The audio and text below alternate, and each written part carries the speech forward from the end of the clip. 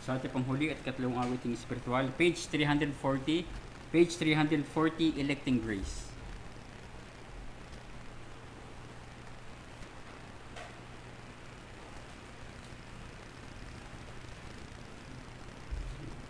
Page 340, Electing Grace. In eternity, God chose to save many sons of Adam's race. Electing Grace, sing. In eternity,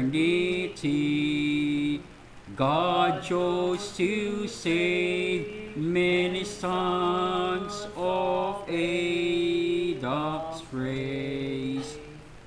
Then he sent his son to Calvary,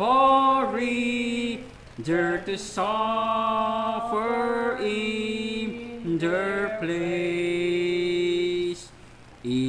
Electing grace, saving grace, coming down from eternity,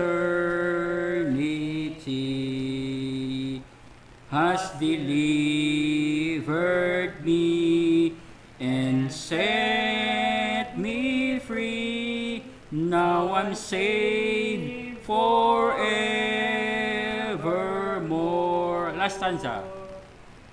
The Bible says, not by our works, but according to His grace, which was manifest in eternity,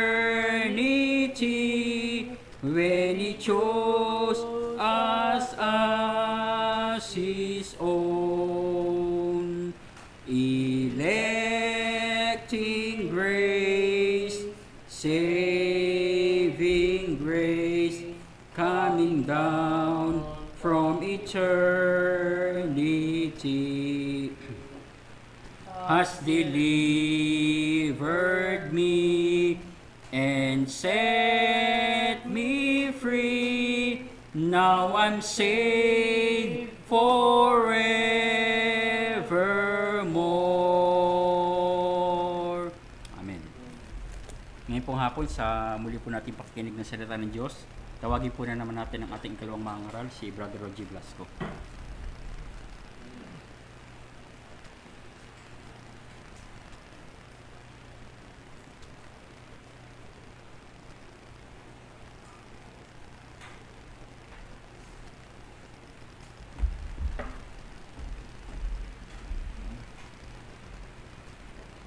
Sa pong mabiyaya at mapagpalang hapon, mga kapatid. Tayo po ay tumayo at buksan po natin ating mga Bible sa Psalm chapter 5 verse 3.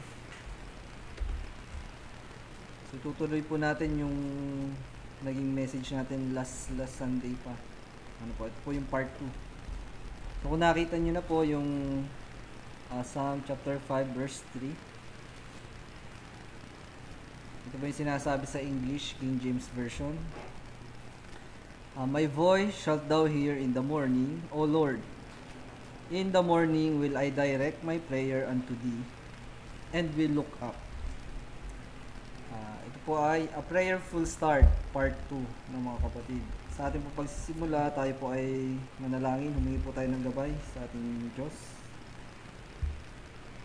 Ang Diyos na banal, kataas-taasan sa lahat, makapangyarihan sa lahat, soberanong Diyos, aming Ama na nasa langit. Maraming pong salamat, aming Diyos, na muli niyo po kaming tinipon sa dakong ito upang kayo po ay aming sambahin sa Espiritu at katotohanan. Ang aming pong dalangin, ang Ama, ay kami po ay inyong samahan sa pamamagitan po ng inyong banal na Espiritu upang kami po ay turuan at i-guide aming Diyos upang aming pong maunawaan ang inyong mga salita, ang inyong pong mensahe sa amin ngayong hapon. Nawa po ay maging pagpapala ito sa bawat isa, sa mga kapatiran, at gayon din po sa mga tagapakinig. Namin Diyos, amin po inaalala ang isang linggo nagdaan sa aming mga buhay. Maraming pong salamat at kami po inyong iningatan. Inyo po kami pinreserve sa pamamagitan po ng inyong kapangyarihan namin Diyos. At inyo pong ipinrovide ang aming mga pangangailangan. Marami pong salamat. Namin Diyos, kami din po humingi ng kapatawaran. Inaalala po namin ang aming mga kasalanan na gawa. Ang aming pong panalangin ay patuloy niyo po kaming tulungan na mapagtagumpayan palagi ang aming mga laman. Kami po inyong tulungan, kami po inyong patawarin namin Diyos, kami po nagsisisi sa aming mga kalikuan namin Diyos. Mga po patuloy niyo kaming i-guide, tulungan upang mamuhay ng naayon po sa inyong kalooban at mamuhay ng banal aming Diyos. Ngayon pong hapon, aming Diyos, inaalala po namin din ang aming pastor, si Pastor Norman, na nandun po ngayon sa iglesia sa Sariaya. Nga po ay ingatan niyo siya doon at makapagpahayag siya ng inyong mga salita, aming Diyos. At mamaya po pag uwi niya, ihatid niyo po siya ng ligtas at mapayapa dito po sa kanilang tahanan, aming Diyos. Muli po aming Diyos, nawa itong inyong mensahe ay maging pagpapala sa bawat isa. Kami po inyong tulungan, kami po inyong samahan. Nawa po ang mga salitang ito mula sa inyong mga salita, aming Diyos, ang mga pag-aaral namin. Nawa po ay maging pagpapala, kami ay lumago spiritually. Sa pamamagitan po ng banal na Espiritu, kami yung samahan at i-guide. Ito ang aming dalangin sa banal na pangalan lamang po ng aming Panginoong Jesus. Amen. Nakaka na po ang lahat. So, last Sunday po, yung part 1 po, ay natalakay nga po natin yung A Prayerful Start. So, kumbaga, sabi po natin doon, last time ay pwede din naman tayo mag-practice ng tinatawag na yung New Year's resolution, kumbaga. So, at bilang mga tunay na mananampalataya, mga Kristiyano, mga miyembro ng tunay na iglesia ng Panginoon, maganda itong isama, na sa pagising natin sa umaga, tayo ay mananalangin na agad sa ating Panginoon. Sabi dito sa ating talata, "My voice shall thou hear in the morning, O Lord." Yan. So, in the morning, sa umaga, So, doon sa unang punto na ating natalakay napag-usapan po natin doon yung the priority of prayer. Yan. So, priority, kasi sabi dito sa talata, priority siya in the morning. So, umaga pa lang, pagkagising. Priority na siya. And then, napag-usapan din natin sa second point, yung the pattern of prayer. Yan. So, napag-usapan natin doon na dapat ang pattern ay biblical, na ayon sa salita ng Panginoon, na ayon sa Bible. So, tayo ngayon ay tutungo na, mga kapatid, dito sa ikatlong punto. So, the power of prayer. So, may power ang prayer, Yun nga lang, ang pagkaunawa ng iba, ang power ng prayer ay prayer changes things. So, wala pong ganoon, Hindi pa yung tinuturo ng Bible na may plano ang Diyos bago babaguhin ng tao.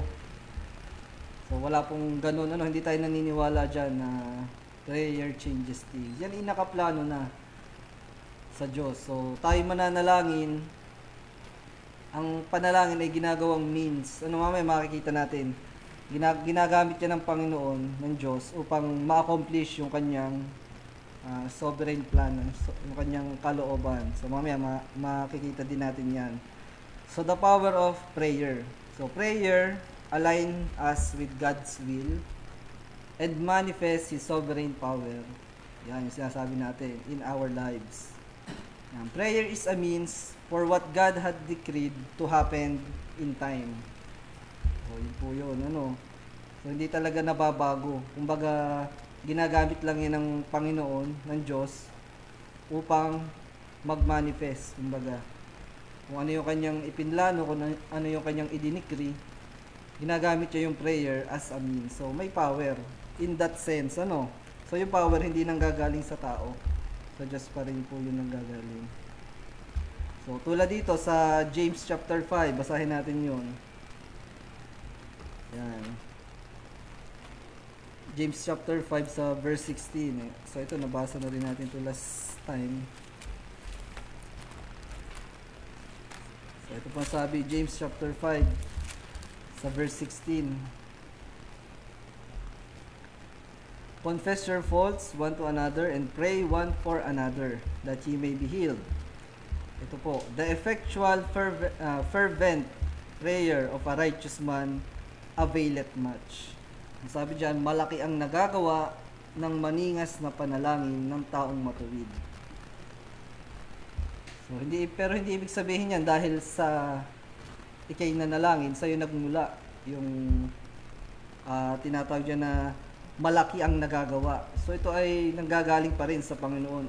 Ating i-acknowledge yan. Kasi alam natin na ang panalangin, yan ay isang banal na bagay, holy yan. So nanggagaling yan sa Diyos. Siya ang naglalagay sa atin ng desire upang ipanalangin kung ano man yang ating ipagpe-pray, na naaayon sa kanyang kalooban. So ipakita natin na yung kapangyarihan na yan na siyang nagwo-work sa atin ay galing yan din sa Diyos. Kaya kung tayo makakapanalangin, huwag nating sabihin na kaya nangyari dahil yan sa akin, dahil ipinanalangin ko. So huwag sana tayo magkaroon ng maling pagkaunawa. Bagamat meron talagang power ang prayer. Again, ang power ay nagmumula sa Diyos. Tulad dito sa Ephesians chapter 3 verse 20, ito nabanggit dito. Yan. So, sabi dito Ephesians chapter 3 verse 20. So ating pansinin itong talatang ito. Sabi dito, now unto him that is able to do exceeding abundantly above all that we ask or think. Nakita natin, according to the power that worketh in us. So hindi sa atin galing yung power, mga kapatid. So kung tayo makapanalangin, yung the effectual fervent prayer, syempre pagkamana ng palataya, na tunay na iglesia, righteous man yan. So a righteous man prayer availeth much.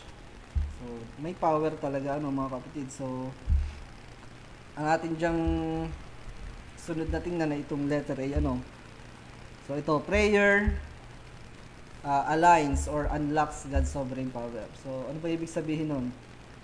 Prayer is not about changing God's will, but aligning ourselves with His sovereign purpose. Again, yung prayer is not about changing God's will.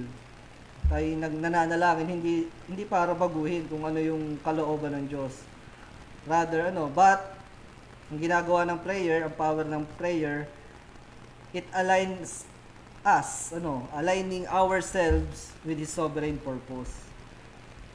Yan. Again, when we pray, mga kapatid, ina-acknowledge natin na tayo dumedepende pa rin sa Diyos, sa kanyang power. So sabi dito doon nga sa binasa natin kanina, doon sa James chapter 5 verse 16, yung binasa natin kanina, kapag tayo nanalangin, it will align our yung kung baka yung ating panalangin, align. Yun yung power ng prayer, i-align niya bilang isang tunay na mananampalataya, i-align niya yung prayer sa kalooban ng Diyos. Unlike dito sa panalangin ng mga, kasi hindi naman natin pwedeng sabihin na tayo lang ang nananalangin. Yung ibang mga sekta, ibang mga relihiyon, nananalangin din yun. But, yung alam naman natin, hindi siya align sa will ng Panginoon. So, meron dyan nananalangin more on wealth, material things. Pero sabi nga ng salita ng Diyos, wag yan ang ating ipunin. Pero may mga tao talagang yun ang kanilang prayer. So, nakita natin yung kaibahan, mga kapatid, bilang isang tunay na mananampalataya, yung kapangyarihan ng Diyos, it will also affect affect, may epektuhan din yung ating panalangin. Again, it will align us to His will. And then, prayer brings peace and strength in trial. So, ano ba ibig sabihin nun?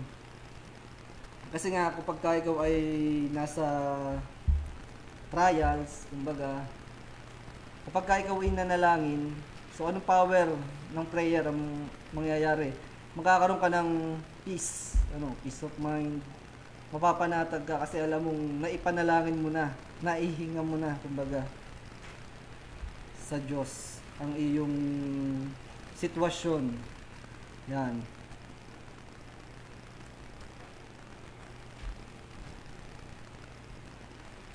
Ito. Basahin natin yung Philippians chapter 4, verse 6, Philippians chapter 4. So, nabanggit dito yung yung and the peace of God, Philippians chapter 4, verse 6 and 7, yan. Verse 6, be careful for nothing, but in everything by prayer, yan, and supplication, with thanksgiving, let your requests be made known unto God. So, through prayer, kung ikaw ay merong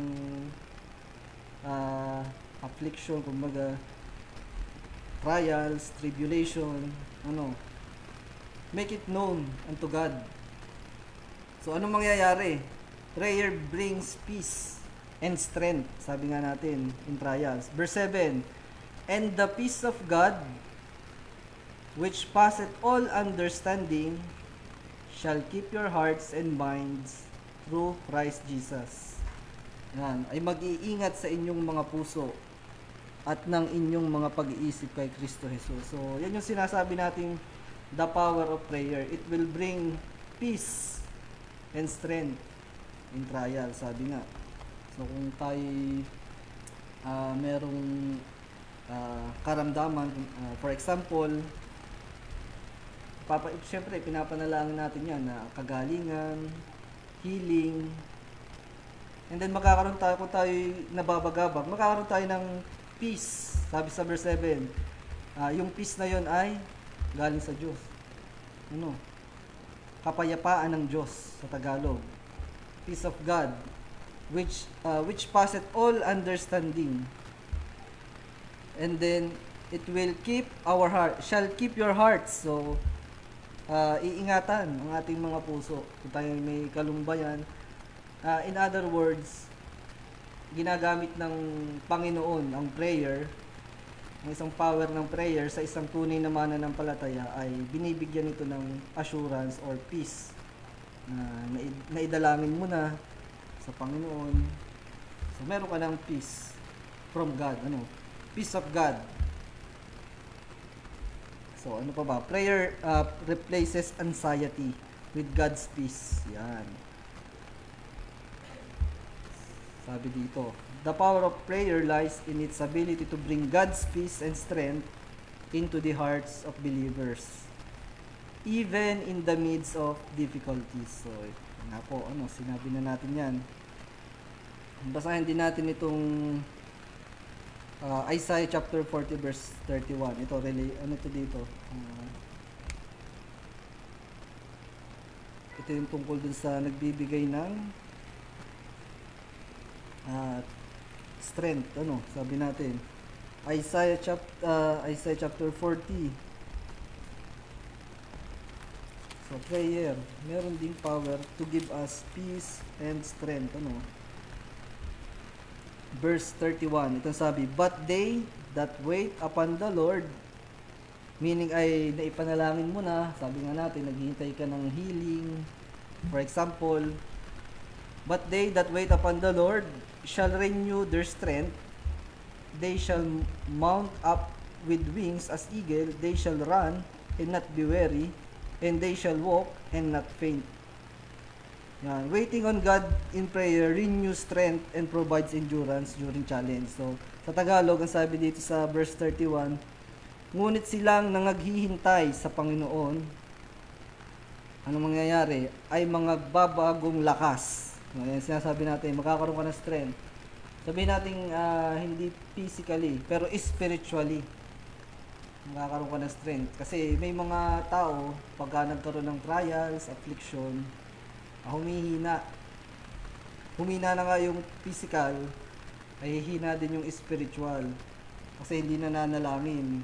So bilang mga tunay na mananampalataya, syempre, pag tayo nagkaroon ng, yung example natin, karamdaman, pupunta tayo sa doktor, syempre.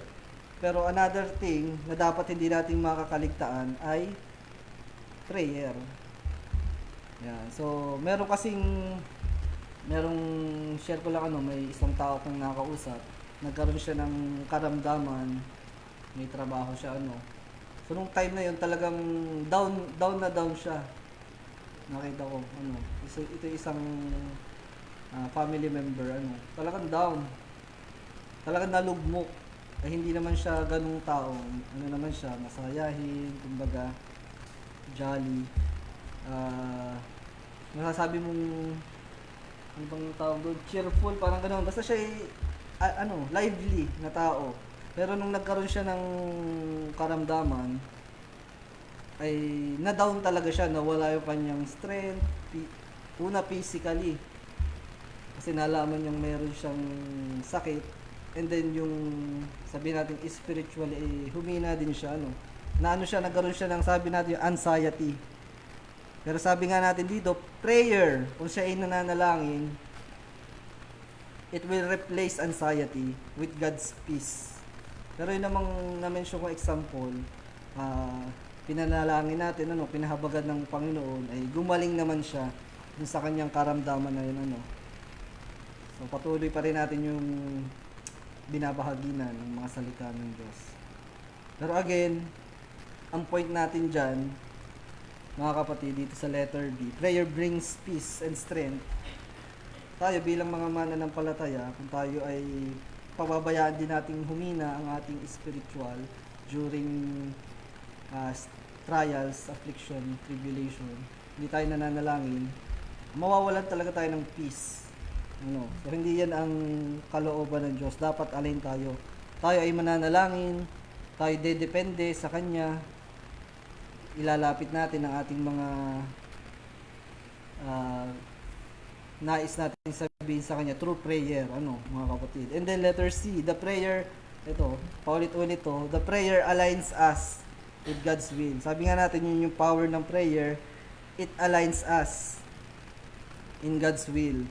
So, kasi tayong mga mananampalataya, ang kaibahan dyan, dun talaga sa mga nakaranas ng kapanganakang muli, pinanganak sa Espiritu.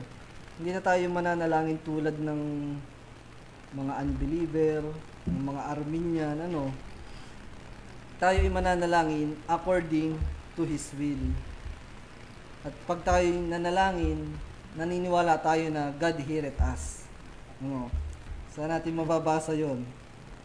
God's promise to hear and answer prayer that are aligned with His will. Saan natin mababasa yon? Sa 1 John, ito mga kapatid.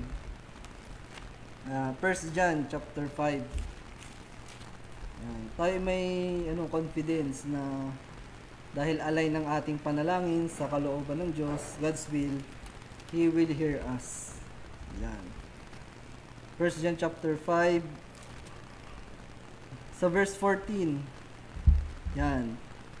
And this is the confidence that we have in Him, that if we ask anything according to His will, He heareth us. Yun. Verse 15.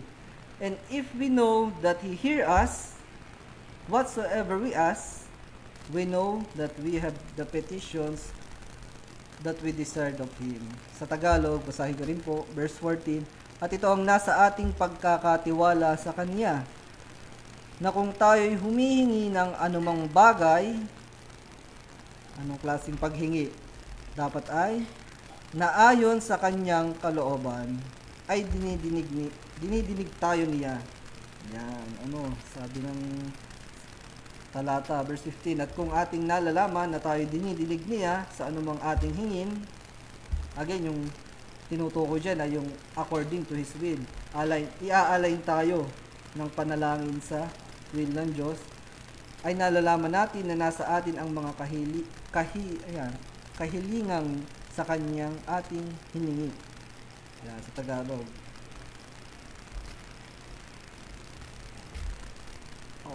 Ito din kasi sinabi ng Panginoon, Panginoong Jesus, dun sa Matthew chapter 6, tingnan nga natin yun, na ang kalooban talaga ng Ama ang mangyayari sa earth, sa heaven and sa earth. Matthew chapter 6. Yan, tingnan natin. So, yun, Matthew 6, yan. Sa verse, yan, ito yung instruction ng Panginoon sa prayer, sa verse 10, yan. So, pag nanalangin, ano bang dapat ipanalangin? Sabi na pa sa verse 9, after this manner, therefore, pray ye, Our Father, who art in heaven, hallowed be thy name. Verse 10, thy kingdom come. Anong mangyayari sa will ng Diyos pag tayo nananalangin? Thy will be done in earth, and it is in heaven. So, Jesus taught us to prioritize God's will in our prayers. Mga kapatid, so kung tayo mananalangin, dapat ay according to God's will. Lagi natin i-consider kung ano bang prinsipyo ng Bible pagdating sa ganitong bagay. Ito ba'y naaayon sa kalooban ng Diyos kung ating ipapanalangin o hindi? Kasi meron talata na hindi ko na ma-recall pero ganito, parang may ipagpe-pray ang propeta pero pinagbawalan ng Diyos na wag mo na silang ipanalangin. May ganong talata, hindi ko lang ma-recall, hindi ko nalagay dito, mga kapatid. Pagka naalala ko, isisingit natin. Yan. So, conclusion, the power of prayer is not about changing situations, or circumstances to fit our desires. Again, hindi tayo nananalangin para baguhin ang mga bagay-bagay na sa tingin natin ay kailangang baguhin, to fit our desires. Kumbaga dahil gusto lang natin, Panginoon, ayokong umulan, huwag mo kong paulanin sana kasi ako may lakad. So, pwede ba yun? So, hindi kalooban mo ang mangyayari, lagi natin alalahanin, So, tayo, magre-request sa Panginoon. So, the power of prayer, una, it will unlock God's sovereign power, meaning it will means yan, magaganap ang kanyang isang bagay na itinakda, ginagamit niya yung panalangin. And then, prayer brings peace and strength in trials. So, yun yung isa pang power ng prayer. It will bring peace and strength. And then, another thing na ginagawa ng prayer, it will align our will in God's will. It will align us with God's will. Yan. So, dumako na po tayo, sa ika-4 na punto. Again, ito mga kapatid.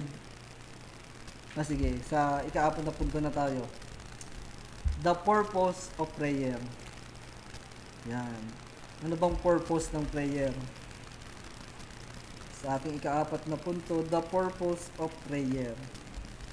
Siyempre, sabi nga natin, the ultimate goal of prayer, una is to glorify God and seek His will. Laging dapat i-align sa will ng Panginoon. Ang purpose ng prayer ay to glorify God, yung pinaka-goal, ultimate goal, and seek His will. Basahin natin yung 1 Thessalonians chapter 5, mga kapatid.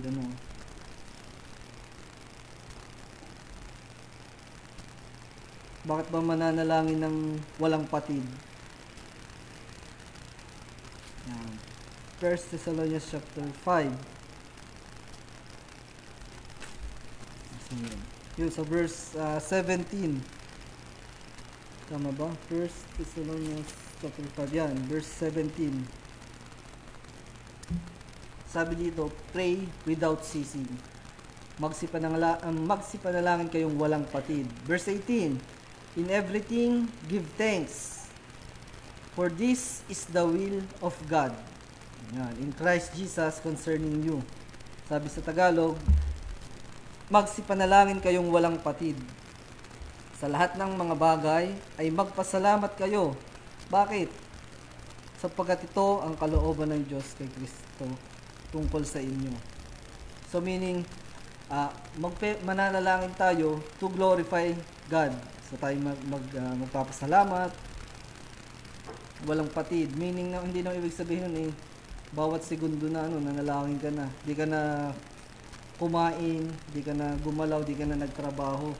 Hindi, ang meaning lang niyan, mga kapatid, ay ang purpose ng prayer is to glorify God in every situation. Kunwari, may natanggap kayong biyaya o spiritually.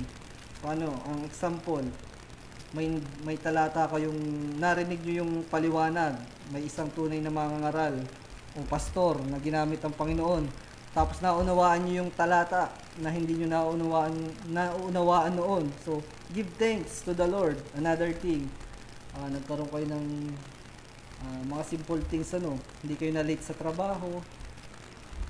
Give thanks to the Lord. I-glorify natin lagi ang Panginoon dahil siya din ang dahilan kung bakit nangyayari ang mga bagay na yun. Pero hindi naman ibig sabihin ay palaging good things. Ang point lang natin doon, pray without ceasing. Magsipanalangin tayo ng walang patid. So the purpose of prayer, una ay to glorify God and acknowledge His sovereignty. Sabi nga natin kanina dun sa binasa natin sa Matthew chapter 6, sa verse 10,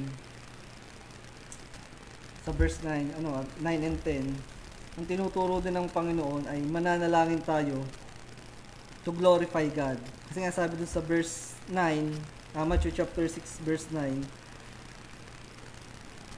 na nabanggit yun, sambahin nawa ang ngalan mo. Hallowed be thy name. So talagang to glorify God. Siyempre pag tayo nananalangin sa simula, ating ina-acknowledge ang Diyos ay kataas-taasan, makapangyarihan sa lahat, dakilang Diyos, soberanong Diyos. So we glorify God. That's the unang purpose. And then, to develop, ito yung importante. We pray to develop intimacy with God. Ano bang ibig sabihin nun? Tayo nananalangin, kumbaga, ganito lang yan example, may isang tao na meron kang natitipuhang kapatiran, for example, hindi mo namang kinakausap. Wala lang, nasa mo lang, ay ako'y nagpapasalamat at nandiyan, ganyan. Pero sa iyo mo lang sinasabi, hindi mo siya, kumbaga walang conversation na nangyayari. So, paano lalago? Paano magkakaroon ng intimacy? Pero syempre, tayo nga, pagka natipuhan natin ng isang, ako bilang lalaki dun sa aking may bahay, syempre, ang una kong ginawa ay pinilit kong makuha yung kanyang contact number. Kasi nung time na yun ay uso pa ay text. Hindi pa uso yung messenger. Kung meron yan, di nakatipid ako. Anyway, yun, So, ang point doon, we develop intimacy by communication. And how we communicate with God, yun ang tanong. Through prayer. So, kung tayo nananalangin, mga tunay na mananampalataya, we are developing intimacy with God. Para namang nakakahiya sa Panginoon, na sasabihin mong meron kang intimacy with Him, hindi ka naman nananalangin. Wala kayong napapag-usapan, kumbaga, wala ka na iparating sa Kanya. Hindi mo siya napapasalamatan, hindi mo siya nahihingan ng tulong. Paano yun? So, the purpose of prayer sa isang tunay na mananampalataya, it develop intimacy with God. Bagamat ang mga elect ay talagang meron na yung connection sa Diyos kasi mga hinirang na yan, mga pinili. Pero bilang isang tunay na mananampalataya, kung tunay kang elect, tunay kang tupa, on our part, at kinikilos ka ng Panginoon, nabasa natin work, yan sa Ephesians, working in us. Kikilusin ka niyan to develop intimacy with God through prayer. Talagang habit yung prayer ng isang tunay na mananampalataya. Hindi pwedeng wala. Yan. The prayer fosters a personal and intimate relationship with God, drawing us closer to Him and helping us grow in faith and dependence. Ayan, yan yung purpose, to develop intimacy. May talata nga sabi ay draw nigh to God and He will draw nigh to you. James chapter 4 verse 8, basahin natin yun.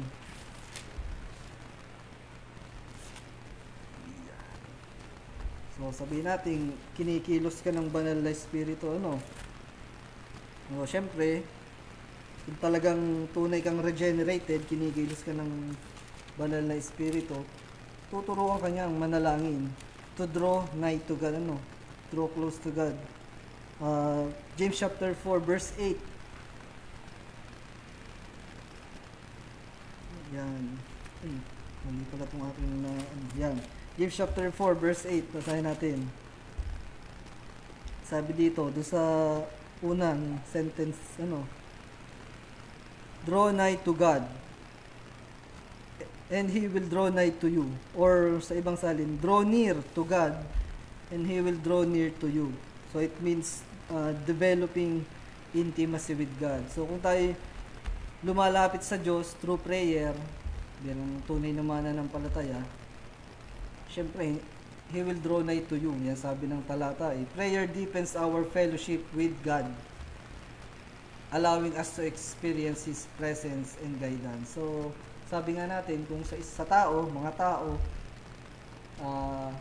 kailangan merong interaction, may conversation, kumbaga, nag-uusap, para mag-strengthen ang relationship.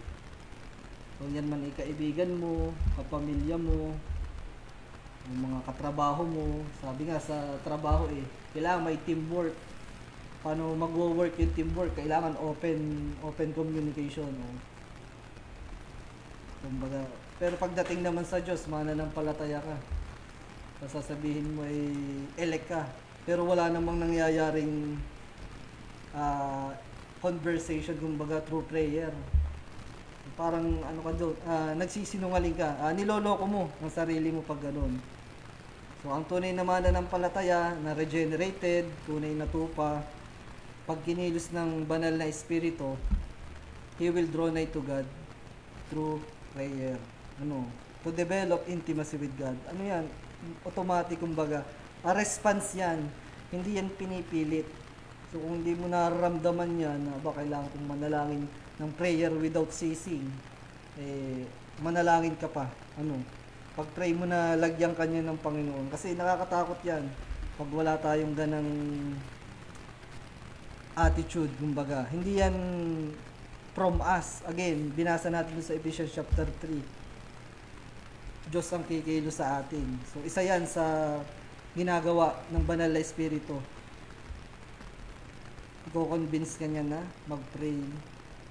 Yan, mga kapatid? To develop intimacy with God. Yan, so, and then, dito na tayo sa ito related to dito, cross-reference, kumbaga dun sa binasa natin sa James, mga kapatid. Basahin din natin itong Psalm. Sa 145, ito lang, para mapakita ko sa inyo, mga kapatid. Sa 145, yung verse 18. Cross-reference ng James chapter 4, verse 6 and 7. Ano ba? Hindi pala. James chapter 4, verse 8. Ito, sa 145. Yung verse 8.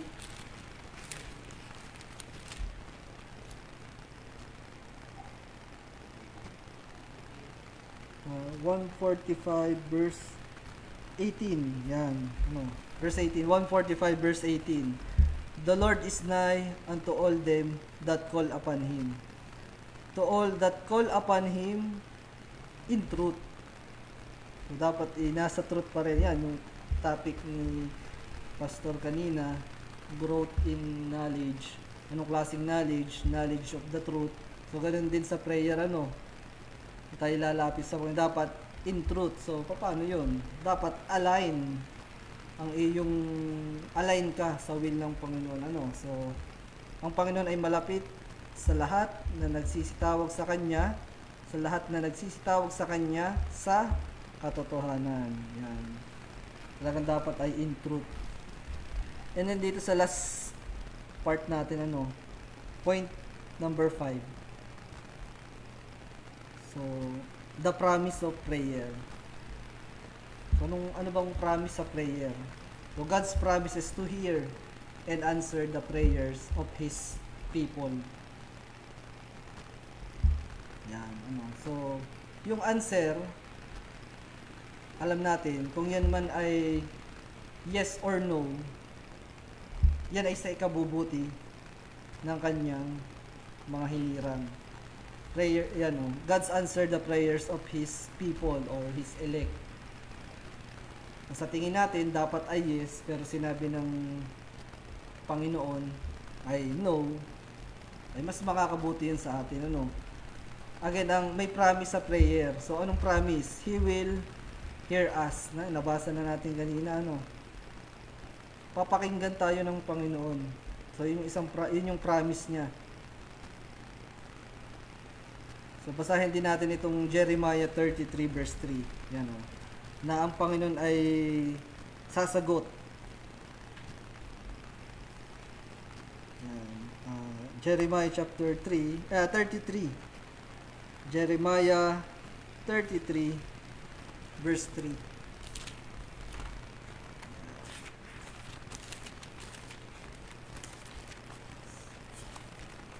Sabi dito sa English, call unto me.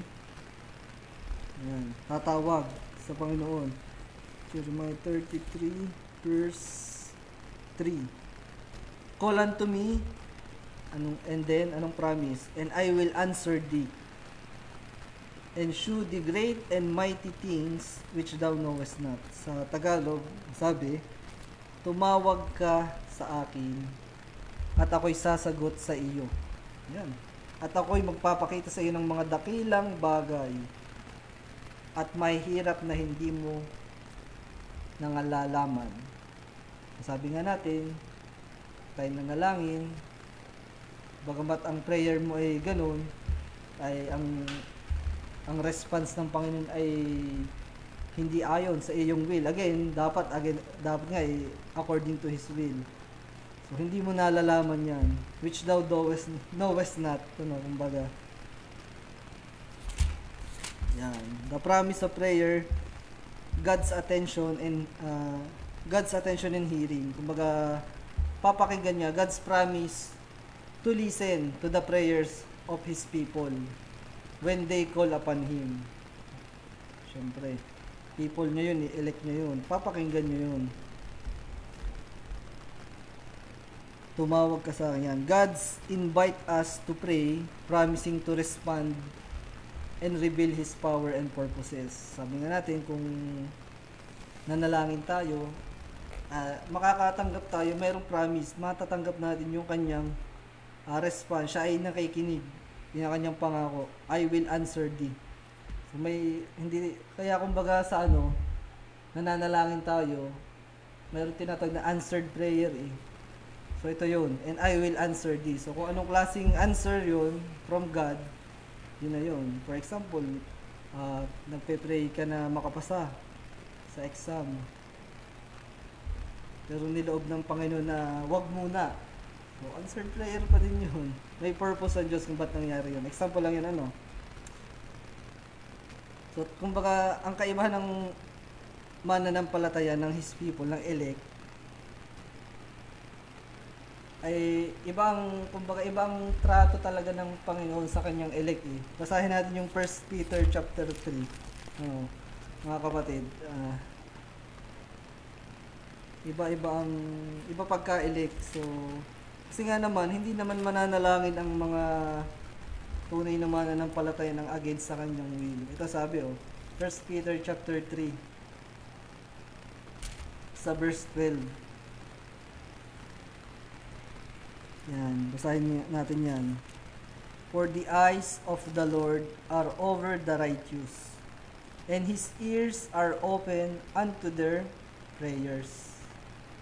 Yun. So, papakinggan talaga, mga kapatid, sa Tagalog, sapagkat ang mga mata ng Panginoon ay nasa mga matuwid. Kasi yung tinutukoy diyang mga matuwid, mga elect yan. At ang kanyang mga pakinig ay sa kanilang mga daing. Yan. Ngunit, yan, dito sa pahuling verse, pahuling talata. Ngunit, sa Tagalog, ang mukha ng Panginoon ay laban sa mga nagsisigawa ng masama. Yan, So talagang yung elect, yung mga tupa, pinapakinggan ng Panginoon yan ang mga panalangin. So may promise siya na and His ears are open unto their prayers. Doon sa mga righteous. Yan, sa mga mananampalataya. Tunay na mananampalataya. And then the promise of prayer, yan, ay the promise of God's provision and guidance. So ito, yung ask and it shall be given. So yun yung promise ng Panginoon sa provision and guidance. Prayer is the means through which God provides for His people and directs their paths according to His will. Yan, so in the prayer, ang promise ng prayer, it will merong God's provision and guidance. So basahin natin yun sa Matthew chapter 7. God's promise of provision. Matthew chapter 7. Sa verse 7. So prayer ito, prayer. Matthew chapter 7, verse 7 and 8. Ask and it shall be given you. So, meaning ask in prayer. Seek and ye shall find. Knock and it shall be opened unto you. Yan. Verse 8. For everyone that asketh, receiveth. And he that seeketh, findeth. And to him that knocketh, it shall be opened. Basahin ko din po sa Tagalog. Magsihingi kayo, at kayo'y bibigyan. Magsihanap kayo, at kayo'y mga kasusumpong. Magsituktok kayo, at kayo'y bubuksan. Ayan, verse 8 sa Tagalog. Yan yung encouragement to pray, mga kapatid. Verse 8, sapagkat ang bawat humihingi ay tumatanggap, at ang humahanap ay nakasusumpong, at ang tumutuktok ay binubuksan. So, encouragement yan to pray, mga kapatid, ng ating Panginoong Jesus. Jesus assures His followers that persistent prayer leads to God's provision and direction. So, provision, yung mga needs, mga pangangailangan. Hindi yung wants. Yung mga needs mo ang ibibigay. Kung anong kailangan mo, yun ang ibibigay. Yun yung ipoprovide sa iyo ng Panginoon through prayer, And then direction, kumbaga yung tinatawag diyang it shall be open. Yan, yung mga may path ka, i-guide ka ng Panginoon sa path, kumbaga. So that's the promise of God's provision and guidance through prayer. Yan, and ang last ay the promise of God's power at work. Yan, so through prayer, God's promises to work powerfully in the lives of believers or elect, accomplishing His purpose and strengthening our faith.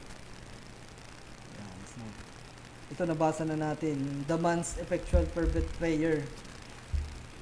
Yan.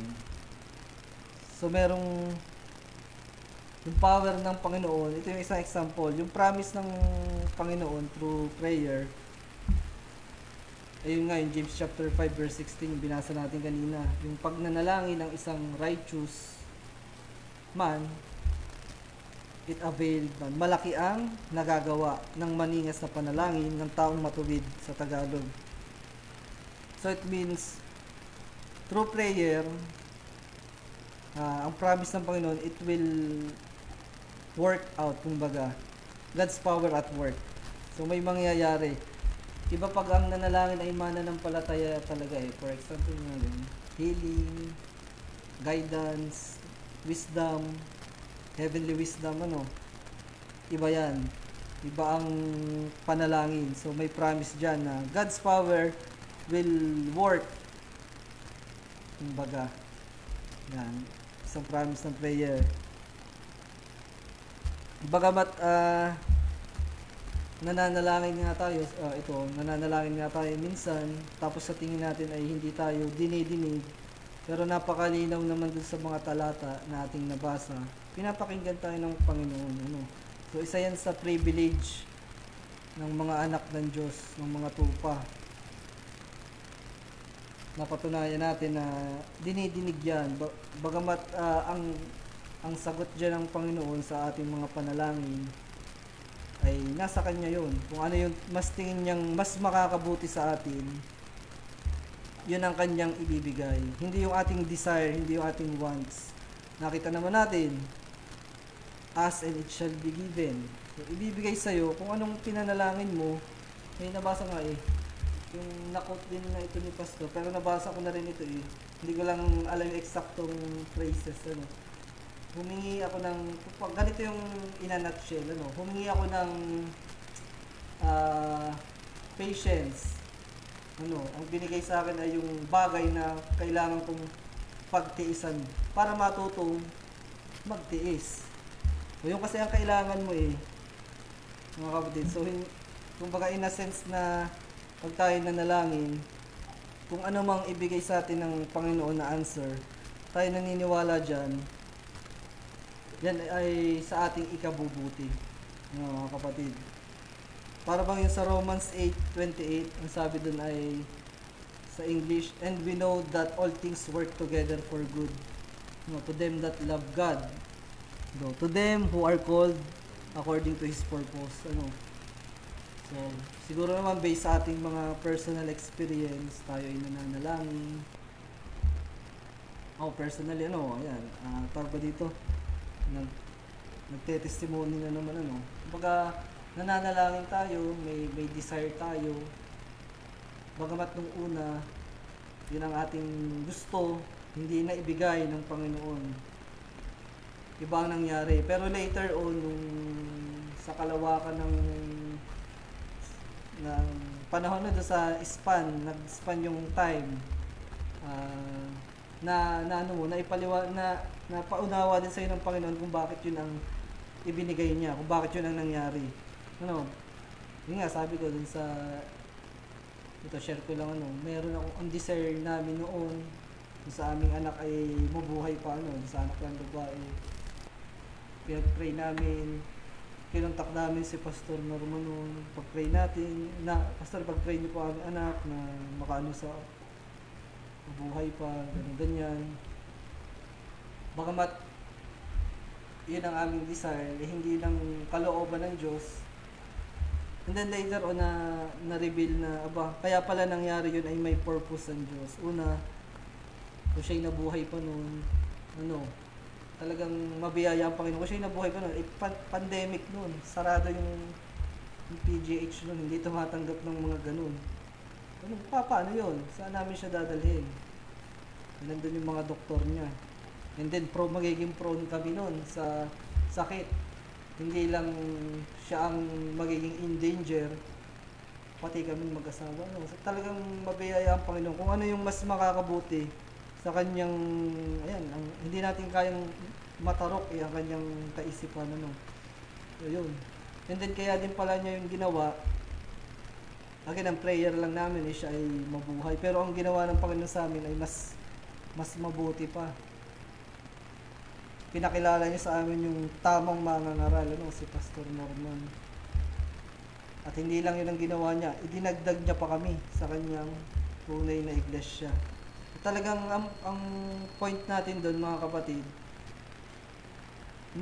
manalangin pa rin tayo, no? Mag-pray tayo. At kung anong answer ng Diyos, sabi nga sa Romans 8:28, alam natin na all things work together for good. To them that love God, to them who are called the elect. Yeah, who are called according to His purpose. Mga elect yan. It will work out for good. So prayer, may promise ang Panginoon. So sana ay ma-develop. Again, pinag-aralan natin to develop sana yung prayerful start, every morning, pagmulat ng mata, ay mananalangin agad. Sabi nga dun sa ating talata, dyan sa Psalm 5 verse 3, my voice shalt thou hear in the morning, O Lord, in the morning will I direct my prayer unto thee, and will look up. So pinakita natin, hinimay natin na ang prayer ay kumbaga essential yan sa mga tunay na mananampalataya. Ang pananalangin, hindi yung gusto natin ang siyang mangyayari, hindi natin i-insist, dapat align sa will ng Diyos ang ating panalangin. Tayo naniniwala kung tayo nananalangin according to His will, ano pa bang ating hingin? In Jesus' name, Baga may talata yan. Basahin natin yun. Tayo naniniwala na ibibigay yan. Sabi na Panginoon, I will do it. Basahin natin yun. John chapter 40. Ito ating last verse. Mga kapatid, So, mapalad tayo. Meron tayong privilege na anything whatsoever we ask. Yan, in Jesus' name. John chapter 14. Yan, John chapter 14.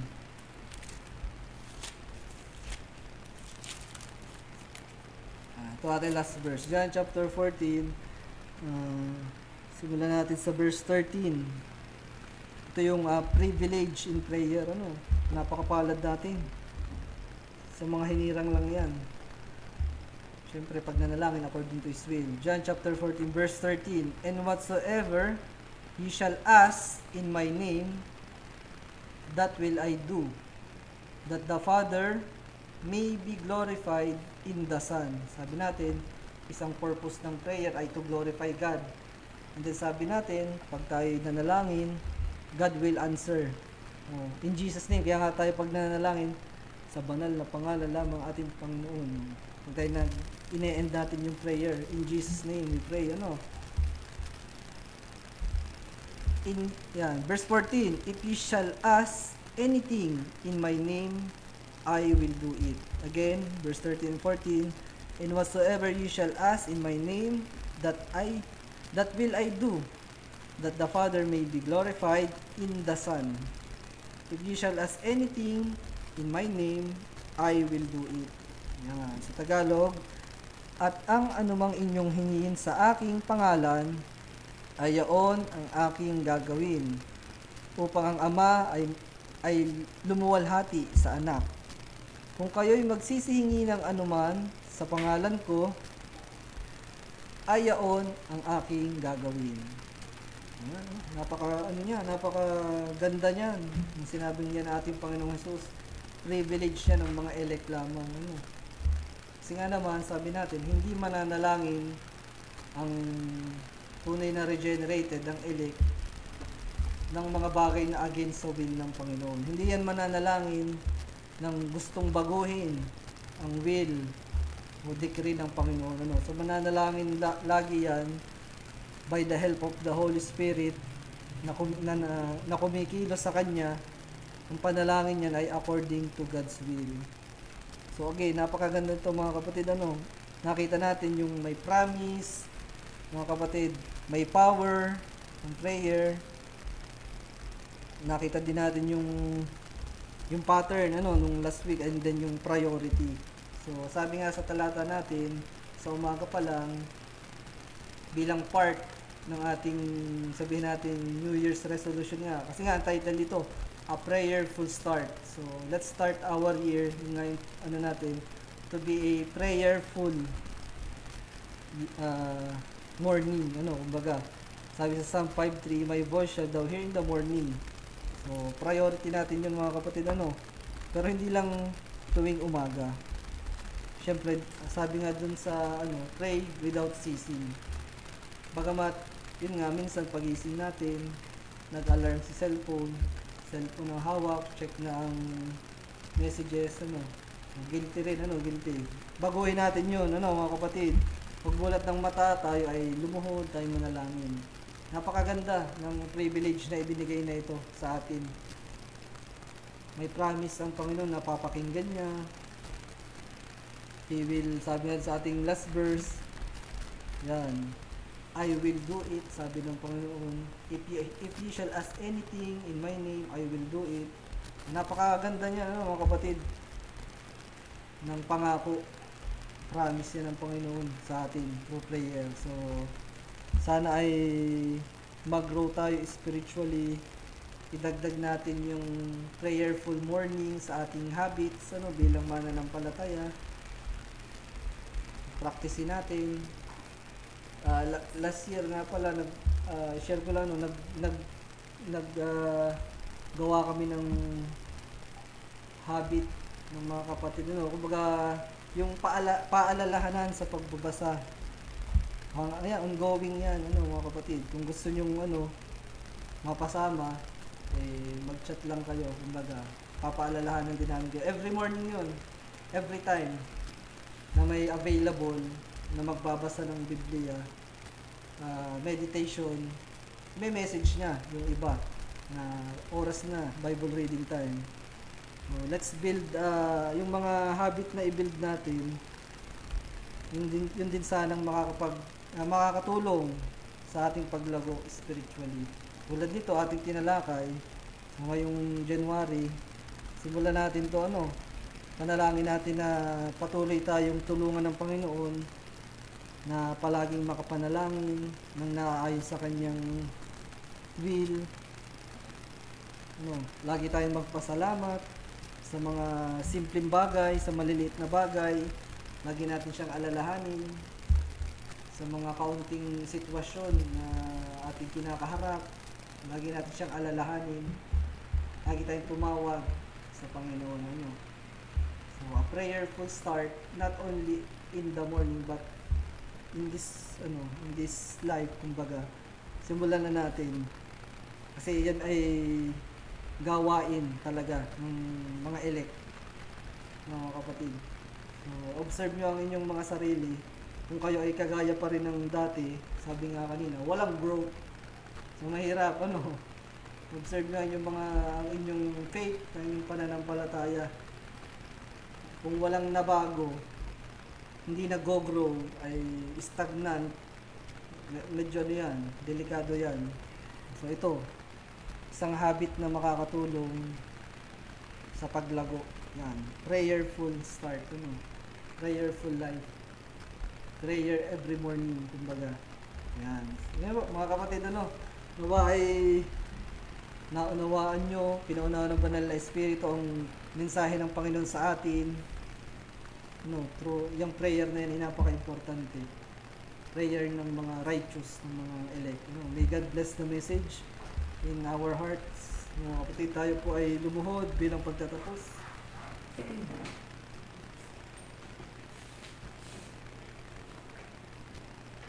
Ang Diyos na banal, nakasasa sa lahat. Ang mga nasa langit, maraming salamat sa inyong naging mensahe sa amin ngayong hapon. Maraming salamat sa paalala nito na kami palaging nanalangin kay WCC every morning. Kami nanalangin sa inyo, ang Diyos. Tulungan po kami sa aming paglago spiritual ng Diyos. Palaging kami palalaanan, maglagay sa aming mga puso ng desire upang tumawag sa inyo sa panalangin. Kami magpasalamat sa inyo. Ang i-glorify kayo, aming Diyos, sa panalangin. Pakita niyo po sa amin ang pagkakaiba ng habit ng mga tunay na regenerated, ng mga tunay na anak ng Diyos. Naway makita namin sa aming mga sarili na nilalagyan niyo kami ng ganitong desire. Ang dalangin palagi ay spiritual growth. Patuloy namin kayong makilala. Patuloy kami kung palaguin spiritual ang Diyos. Gabayan sa pamamagitan ng banal na Espiritu.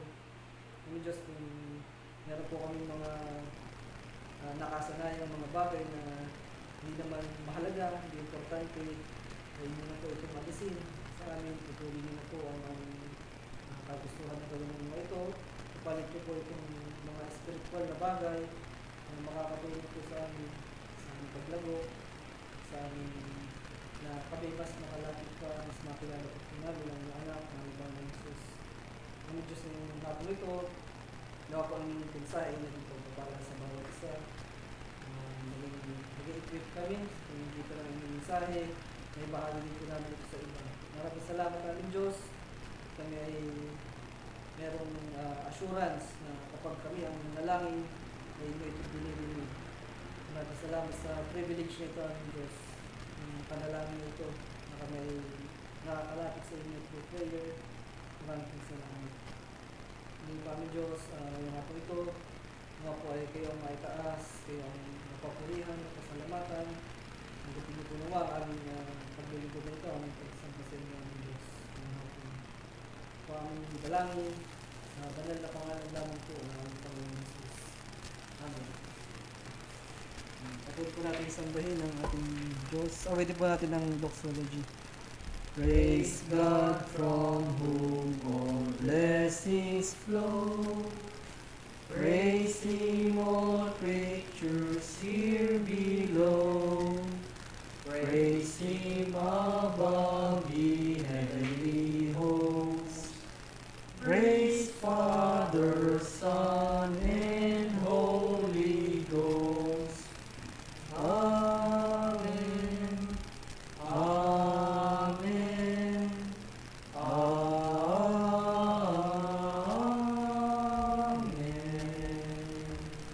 Maraming salamat. God bless po.